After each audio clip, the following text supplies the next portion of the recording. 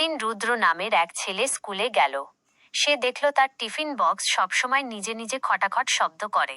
প্রথম দিন সে ভাবল হয়তো ভুল শুনছে, কিন্তু পরের দিনও একই ঘটনা। টিফিন বক্স খুলতেই দেখা গেল ভেতর থেকে মিশ্রর আলো বের হচ্ছে। আলোটা ঘুরে ঘুরে একটা ছোট্ট গোলাপি পোকায় রূপ নিল, কিন্তু পোকাটা ভয়ঙ্কর না, বরং খুব মিষ্টি। পোকাটা বলল, আমি ম্যাজিক লাঞ্চ ফেয়ারি। তোমার টিফিনে সবসময় পছন্দের খাবার হাজির করতে আমি সাহায্য করি। রুদ্র অবাক হয়ে গেল। তারপর থেকে তার টিফিনে প্রতিদিন নতুন নতুন মজার খাবার আসতে লাগলো। চিজ স্যান্ডউইচ, জাম রুটি, মিষ্টি দই, ফলের সালাড। কিন্তু একদিন রুদ্র ভাবল, শুধু নিজের জন্য নয়, বন্ধুদেরও আনন্দ পাওয়া উচিত। তাই সে ফেয়ারিকে বলল, আজ সবাইকে টিফিন দাও। নীল আলো ঘুরে পুরো ক্লাসে টিফিন পৌঁছে দিল। সবাই খুশি, শিক্ষকও হাসলেন। নীতি কথা, সুখ শুধু নিজের হলে ছোট থাকে, ভাগ করে নিলে সেটা অনেক বড় হয়ে যায়।